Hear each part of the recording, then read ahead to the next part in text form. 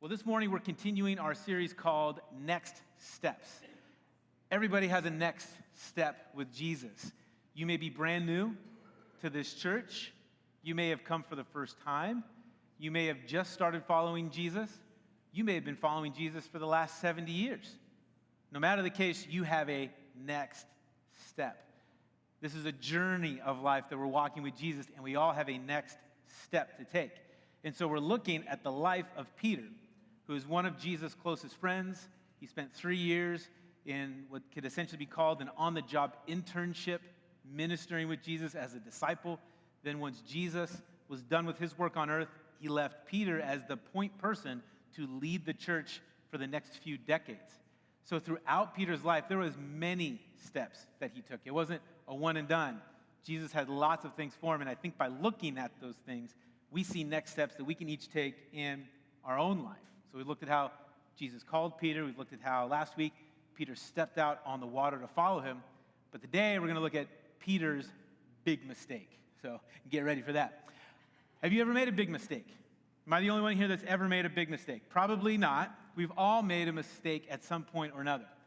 Here's one of mine. I crashed my boss's car on the way to work with his teenager in the car with me.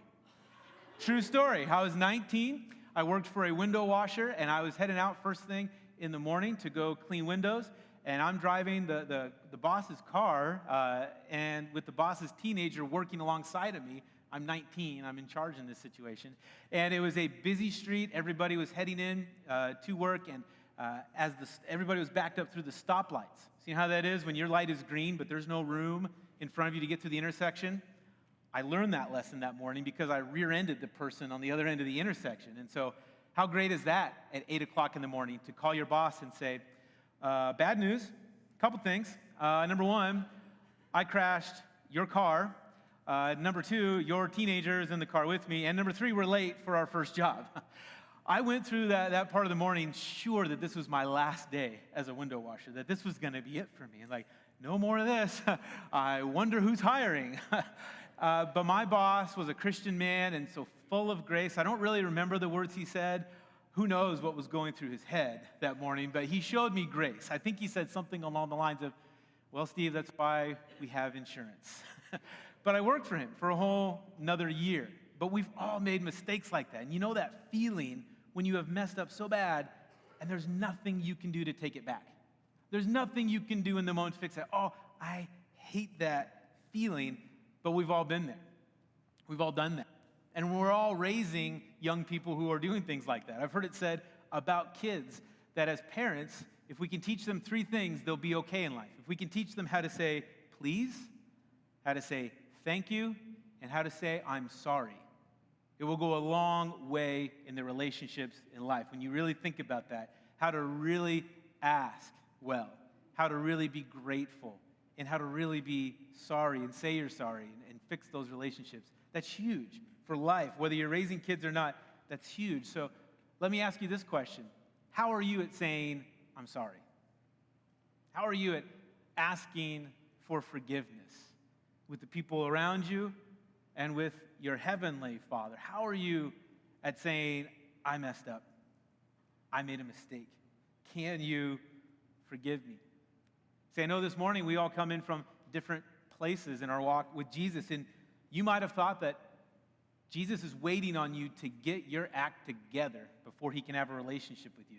That he's waiting for you to get straightened out before he can spend any time with you. You might be saying to yourself, I've just messed up too much. Steve, you don't know how many things I've done, how long I've been running away from God. You might be saying, I've messed up too big. Steve, if you knew the thing that I had done, if you knew my big mistake, you probably wouldn't want to talk to me. Because I'm pretty sure Jesus doesn't want to talk to me. Because I don't want to talk to him about what I've done. You might be here today, and you might be sure that Jesus is so mad at you that he's staying away from you. But I'm here to tell you this morning, none of those things are true. The truth is, Jesus wants to fix our mistakes. He's the only one who can fix our mistakes. So don't leave your messes messy this morning. If you do, you will miss out on the wonder that is forgiveness. So here's our big thought for today. Your next step may actually be a step back. You may need to turn around to ultimately get where you need to go. Would you pray with me? Jesus, we thank you so much for this time we have together. As we open your word, would you open our hearts? Speak to us. Would you give me personally clarity of thought and clarity of speech? Would you give all of us ears to hear and hearts to understand? And we'll be sure to give you thanks. It's in your name we pray, Jesus. Amen. Amen. So you might think you've made some pretty big mistakes in your life, but let's look at one that St. Peter, made. We're going to look at Mark chapter 14. We're going to start at verse 66. Here's where we're at this point in time.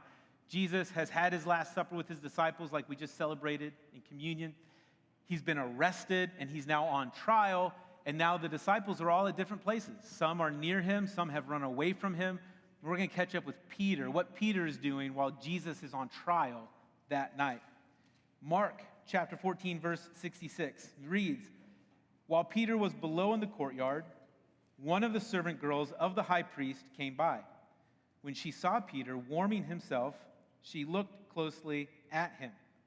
'You also were with that Nazarene, Jesus,' she said. But he denied it.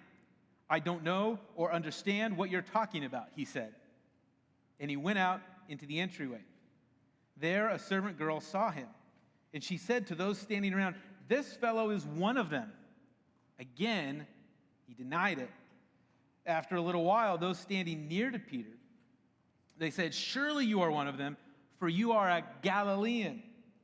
He began to call down curses, and he swore to them, 'I don't know this man you're talking about.' Immediately, the rooster crowed the second time. Then Peter remembered the words Jesus had spoken to him. 'Before the rooster crows twice, you will disown me 3 times.' And he broke down and he wept." This is Peter's big mistake. Like, you might have messed up big, but can you admit this is a big mistake? 3 times he says, "I don't even know who you are talking about." In the book of Luke, as he records this story, he includes the detail that at this moment when Peter realized what he'd done, he was close enough to make eye contact with Jesus. Jesus looked straight at him. That is a glance you do not want to get, right? At that moment that you have denied Jesus, he looks right at you. In the book of John, as he tells this story, he says that part of how Peter was recognized is one man says, "Hey, wait a second, aren't you the guy that cut off my cousin's ear?" That just a few hours before this, Jesus was in the Garden of Gethsemane. When they came to arrest him, Peter says, "Oh no, this ain't happening." And he pulls out a sword and he attacks those who are coming to arrest Jesus, and he cuts off one of their ears.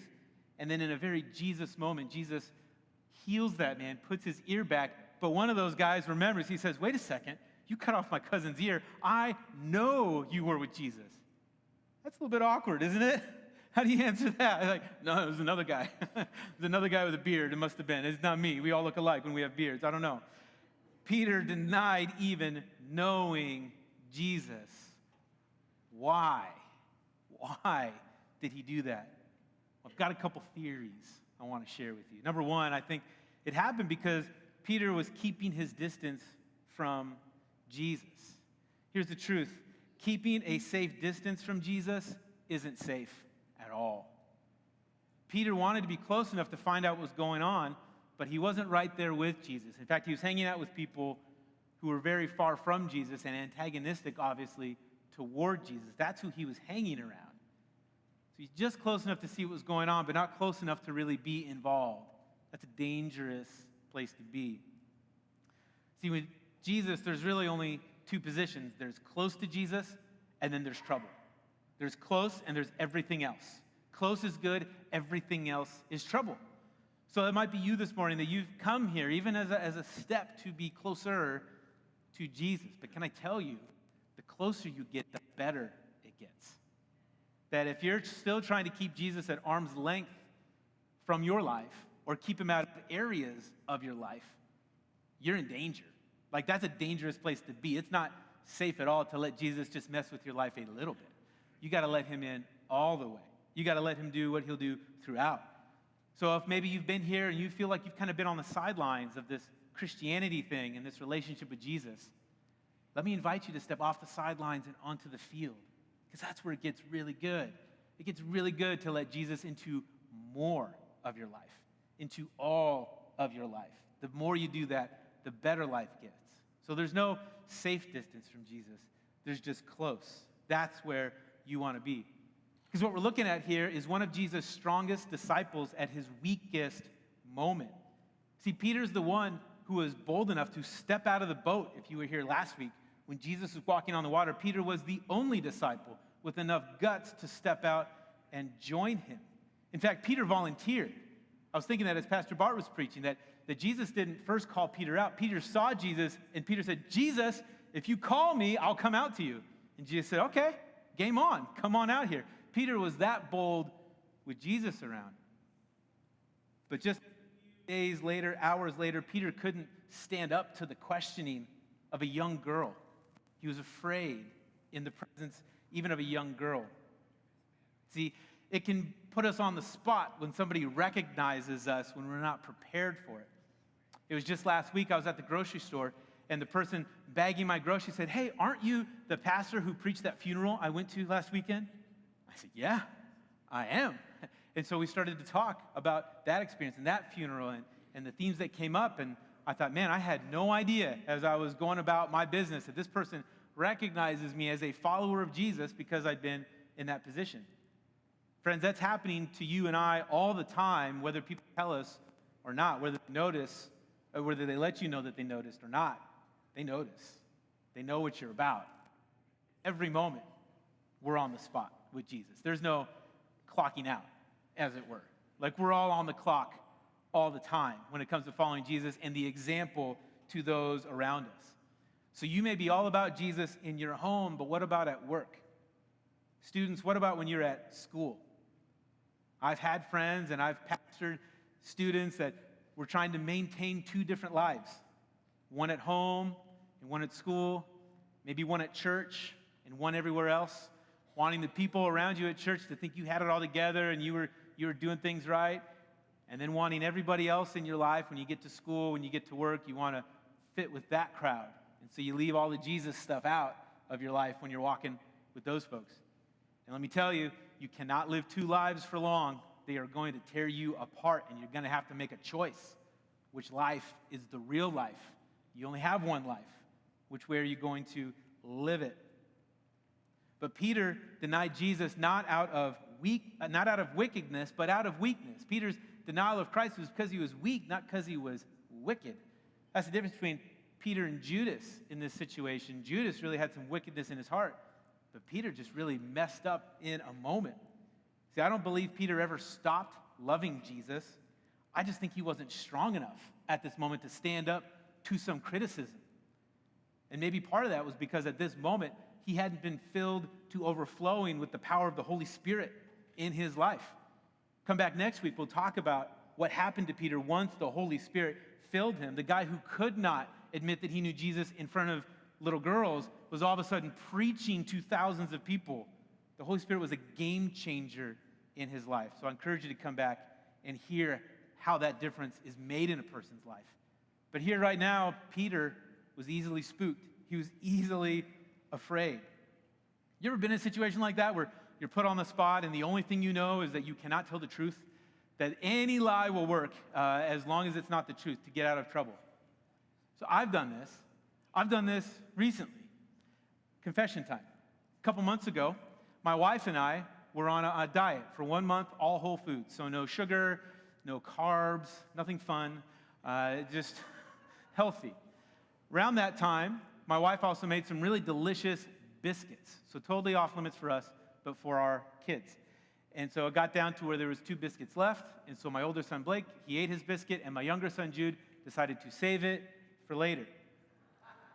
So this is partly his fault. I'm home alone on a Saturday, and my family is all out. My wife and 2 kids are gone, and I'm hungry. And sometimes I make bad decisions when I'm hungry. Maybe you're like me. So I'm hungry at that moment, and I see this delicious biscuit wrapped up in tin foil on the counter, and I eat it. A couple hours later, my family comes home, And my son, like all kids do, he knows exactly where that biscuit is, and he wanted it when he got home. Comes on and says, "What happened to that biscuit? Dad, did you eat it?" And I said, "No." And go about reading my book. Lied to their face, to my wife and to my child. And so, in a way, I hurt them both because I totally backed out on the diet I was doing with my wife, and I just took a biscuit away from my 5-year-old. Like, what kind of man am I? In that moment, I panicked. What do? What do I tell them, that I ate it? So I let that sit for some days. Some days later, I go, "Oh, man, it's just bugging me. It's bugging me that not that I ate the biscuit, so what? It's a biscuit, but there is this lie between me and my kids." And isn't that what I tell my kid all the time? That it's not the thing that you do, but when you lie about it, boy, that's when it hurts me. So I have to sit them both down and say, "I'm sorry I ate the biscuit. I backed out on our diet. I took your biscuit, and I lied to both of you." I think they've forgiven me. I think we're moving on now. Somebody after the first service offered me a biscuit. They're like, "I'm going to bring you a biscuit." I feel better. Because dads, how many of us have done that? You've eaten something. Just, "Hey, this is my refrigerator. I can eat this if I want to." But we've all done that. Maybe you know somebody like that who would just tell you what you want to hear to get out of trouble. Maybe you're raising a kid like that who just tells you what they want to hear, and you've got to drill down to get to the truth. Or maybe you are somebody like that really, when the pressure's put on, you feel like anything but the truth will work, that the truth is what will be tough. If that's you and Peter got a lot in common, because that's what Peter did. When the pressure was put on, he said, anything other than the truth, I'm going to say I don't know him. Which, in that moment, when you think about it, that's a ridiculous thing to say. How could anybody right then not know or understand who Jesus is? That's why they're all there. There's a trial happening at night. Everybody has come to hear about this miracle-working teacher who thousands of people have been fed by, who's now on trial for heresy. Like, even if you didn't believe in Jesus, everybody knew about Jesus. Like, you'd have to be like in a cave somewhere to not hear about Jesus. I don't even know what you're talking about. I don't get it. And finally they say, "You've got the same accent he does. You got that Galilean accent. Like, you roll your R's funny or whatever. Like, we know it's you." See, sometimes when we're put on the spot, we just grasp for the first thing that makes sense to us. So why would Peter do that? I think it was partly some misplaced confidence. Maybe some overconfidence in himself. Maybe some confidence in a misunderstanding of what he thought Jesus was going to do. See, Peter always had a hard time when Jesus would talk about how this whole thing was going to end. Jesus would be handed over to be killed. And Peter would say, I ain't going to let that happen to you. And Jesus literally would say to Peter, "Get behind me, Satan." Jesus called his own follower a follower of Satan because you do not have in mind the things of God, but you have in mind the things of man. You think this is going to work out according to your ideals. Do you think we're overthrowing the Roman government? Because we're not. This is going down differently. Peter always struggled with that, how it was going to end. And so when it finally happened that way, I think he just had a hard time handling it. Had a hard time processing the Son of God being handed over and being crucified. He couldn't deal with it. I think if Jesus' life and ministry had ended in a war, Peter would have been on the front lines. In fact, Peter tried to charge ahead when Jesus was arrested. "I'll pull the first sword. I'm there." He was ready to die for Jesus that way, but he wasn't ready for Jesus to die. And it messed with his approach to life. When Jesus' life ended with humiliation, Peter all of a sudden had a choice to make. Do I want to be associated with that weakness? I've loved the preaching. I've loved the miracles. I've loved feeling like we're a part of something important. But if this is how it ends, maybe he wasn't sure if he wanted to be a part of it. So what does that mean for you and I? Well, I think it means we are most in danger when we are most confident. I think being overconfident is what leads most of us into the most trouble, particularly misplaced confidence in ourselves, that we can handle it, that we can do it on our own. It can be right in the middle of our greatest moments that we fall flat on our faces. Because the truth is, we're only strong when we're willing to admit that we're weak. That's what John the Baptist said. Jesus must become greater, and I must become less. That's the only way this thing works. when we're humble enough to admit that we need help. Not just that we'll take help, but that we need help. That, friends, I need Jesus' help for everything, not the least of which is following him. I can't even do that well on my own. I need Jesus to help me follow Jesus. That's the kind of humility he's asking of me, asking of us. When we get to the point that we figure out that nobody has it all figured out. That's the only thing I know in this life, is that nobody knows it all. Nobody's got it on lockdown. Everybody's struggling in some way or another. And the happy ones are the ones that can admit that and let Jesus lead them on and lead them forward. You know, it's funny, it was Peter who asked Jesus, how many times should I forgive somebody who sins against me? And then he tries to sound really spiritual and says, how about 7 times?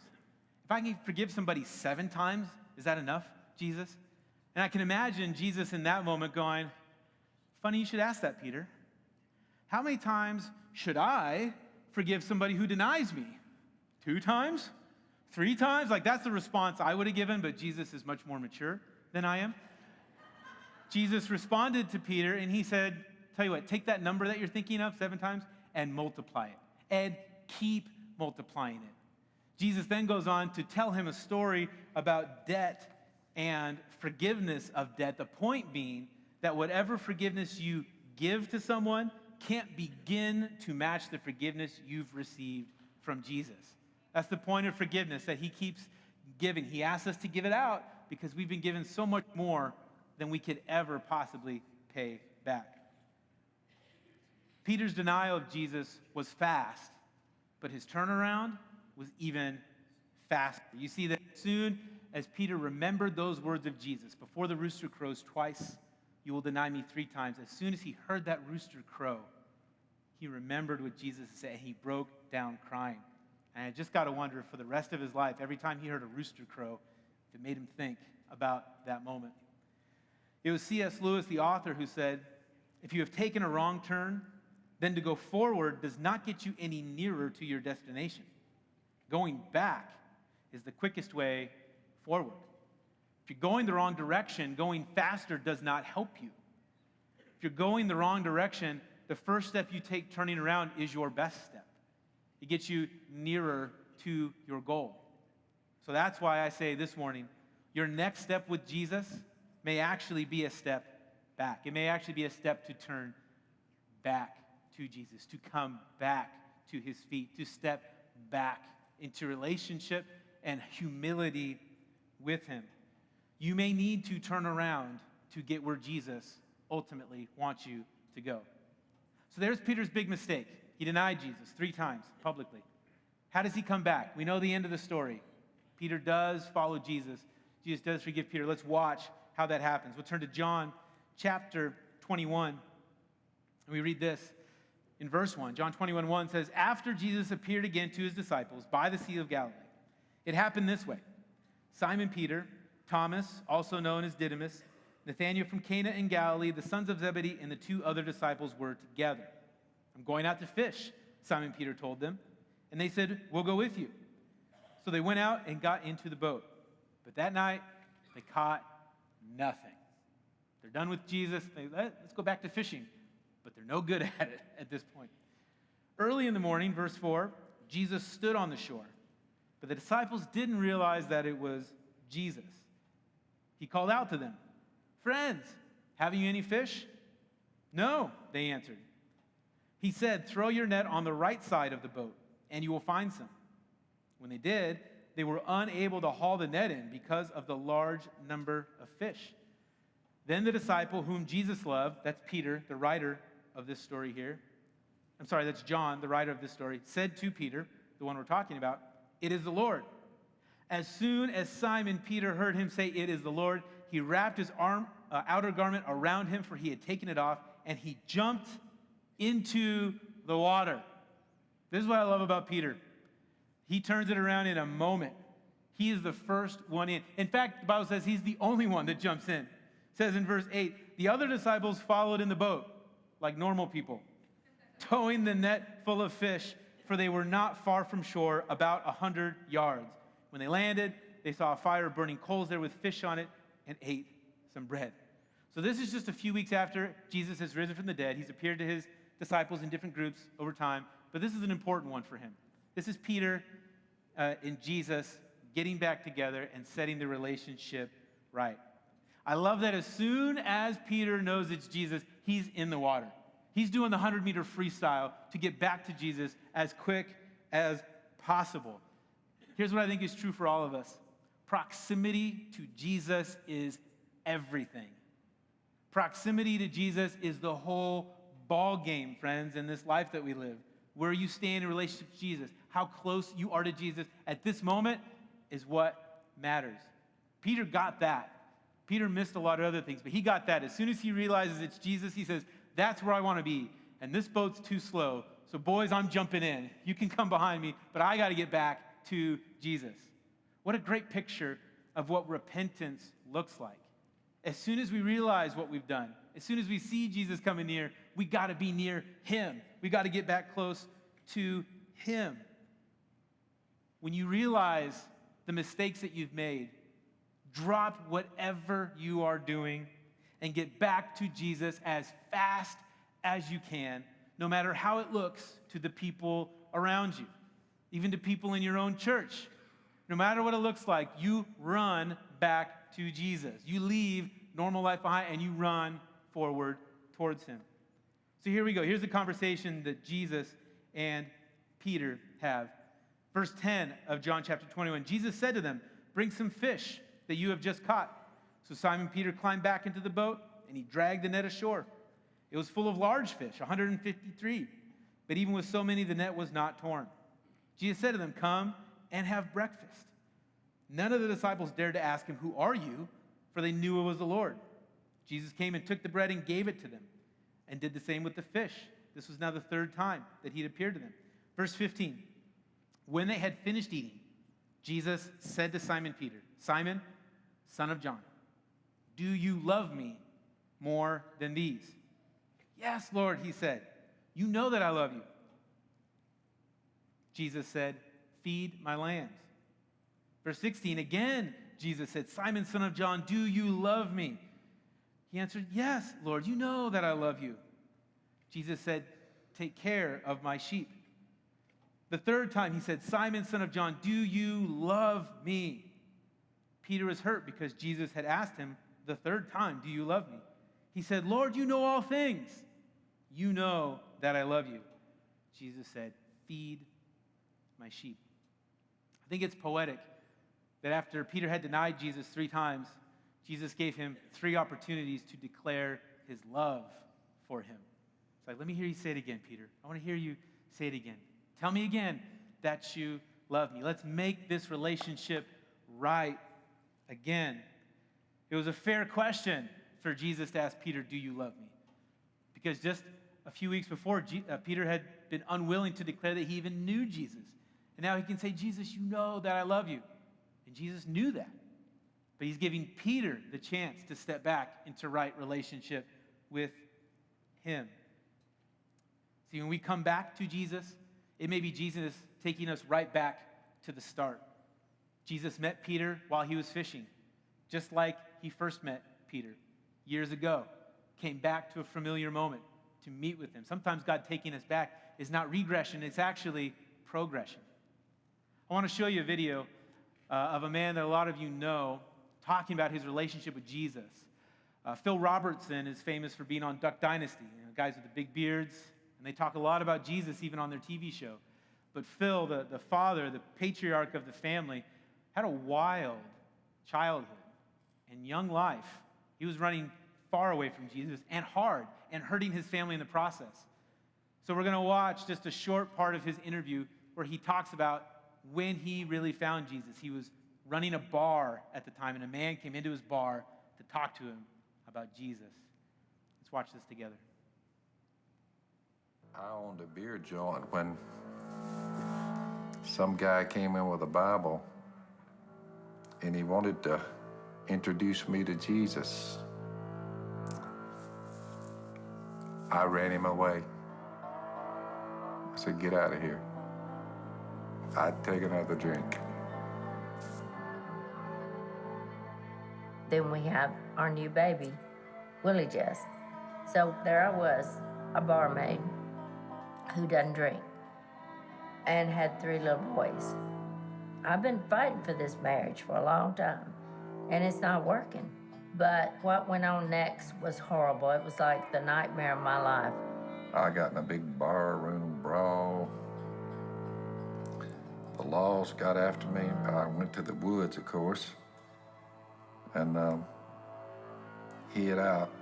Phil came to me and said, I probably won't surface for 2 or 3 months. Do the best you can with what's left here. And he was gone.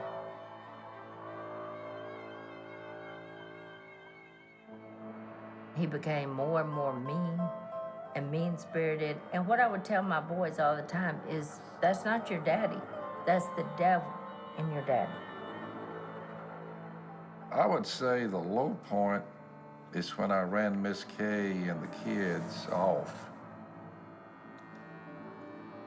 You're all alone, no hope, miserable. That's when I began to seriously contemplate, is there a way out of all this?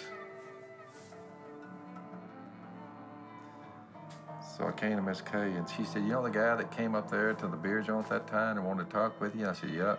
And you ran him off? I said, yeah.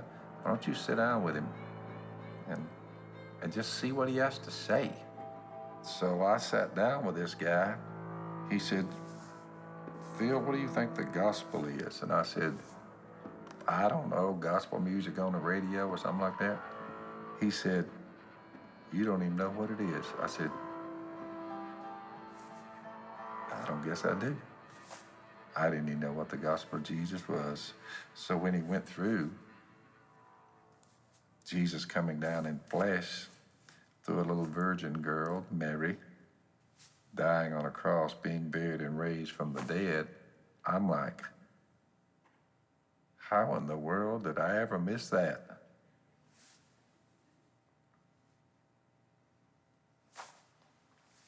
I had missed it. I was blown away when I heard that Jesus died for me, was buried and raised from the dead. Something so, it is simple but profound that happened back there almost 2,000 years ago. I had never heard it. When we came back home, I think there was a note that said they had gone to the church building. So we headed in there, and when we got into the auditorium, I just stopped because there he was up in the baptistry with a man. And the boys all stopped, and they were on each side of me. And I remember just looking at them, and I heard Phil say, I want to make Jesus the Lord of my life. I want to follow him from this day forward. And I looked down at each one of the boys, tears were rolling down their eyes. Even 3.5-year-old Willie Jess, big tears were coming down. And the next thing I knew, he was baptized. And I come up, and the boys started hollering and singing, jumping all over the place. And they said, my daddy's saved, my daddy's saved, my daddy's saved. They were so happy. And it was the complete family then. I said, I'm fixing to hang another gear, and I'm turning from my sinful past, and I am fixing to make a valiant attempt to be good. I said, I've never tried it before. I told the guy when he studied with me, he said, just love God and love your neighbor and try to be good. I'm like, I've never tried that before. He said, can you try? I said, I can try. Wow. It's amazing what God can do with a life. And the life he's lived since then has been to tell people about Jesus, to unashamedly share what Jesus did in his life. But it started with a moment of turnaround. To understand what the gospel of Jesus is, that Jesus died for your mistakes. So he's not surprised by them. As part of his plan to come and to fix your mistakes for you. And then to lead you in life. And he's asking, would you try it? Would you try following me? Would you try life this way? You've done it your way for far too long. How about you see what the other side looks like? To let Jesus have control, to let Jesus take the reins in our lives. Here's the truth. Friend, you haven't messed up too much. You haven't done too much for Jesus to forgive you. You can't mess up too much. You haven't messed up too big. There is no too big for Jesus. In fact, sometimes I think the bigger the mistakes, the bigger the gratitude we feel for what Jesus has done for us. The biggest issue in my relationship with Jesus is that sin that I won't deal with. And it's the same for you. That thing you've been hiding for so long, its day has come. It's time to hand that over to Jesus, to say that I'm ready to get that thing out of my life and to be closer to Jesus, to jump into the water, as it were. See, your next step forward may actually be a step back. You might need to turn around to get where Jesus wants you to go. Any of these other steps we talk about are probably useless before we realize that we need to first turn and be back with Jesus. So let me ask you this morning, is that step for you your next step? Is it time for you to begin or to restart a relationship with Jesus? You could make no better decision. Maybe for you today, that next step is to go public with this thing and get baptized. Maybe you've been walking this life with Jesus for a while now, but you're still not sure what the people in your life will say if you jump into the water. They're going to think you're nuts. Probably like Peter's friends thought he was nuts. And they were Christians too. He jumped into the water to get close to Jesus. Would you be willing to jump into the water here in front of this stage so that people would know that you're following him? Maybe getting baptized is your next step. Maybe your next step is to say, Jesus, I've been following you. I do love you. But there's this thing that keeps getting a hold of me. There's this thing that when I'm not looking, it pulls me back away from you. There's this thing that I can't talk about to anybody else, and so I don't want to talk about it to you. Jesus would tell you, I'm not surprised. You can't shock me. But we can get better when we walk together. Would you jump back in and be close to him again? It works like this. Those same three things we try to teach our kids are what you need to repair your relationship with Jesus. Say, Jesus, I'm sorry for what I have done. Would you please forgive me? And thank you, Jesus, for what you have done for me. Today can be your day to start, or to start over, or to start better. Would you pray with me? I want to ask this morning, if anyone's here and you would have said up to this moment, I have not been following Jesus with my heart and with my life, but I want to today. I want to start or maybe to restart a relationship with him. I feel like Peter in the boat, that I've denied him so many times. I've denied him access to my life. I've denied him entrance into my world, and I'm ready to jump off of the boat and to swim towards him. If that's you today, I just ask you to slip up a hand to say, here I am, Jesus, I'm coming. And I want to know, I want to pray with you. I see back there, I see that hand there. Anybody else this morning, you'd raise a hand and say, that's me, Jesus. I want to start, I want to restart a relationship with you. You just slip up a hand. It's the simplest way to start.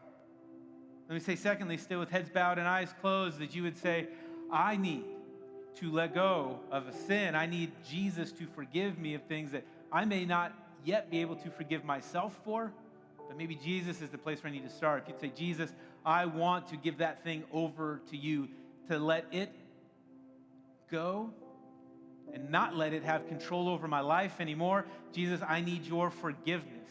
Doesn't matter how long you've been walking with Jesus, we need to continually bring these things to him and say, I'm sorry, would you forgive me? If that's you this morning, there's something that you want to hand over to Jesus and say, I don't want it in my life anymore, would you lift up a hand? Would you lift up a hand and say, this is it, Jesus. I am giving this to you. I need your forgiveness so that I can move forward. I see hands on the left side of the room. Is there anybody else here this morning? You can put it up and put it back down. I don't need to know what it is.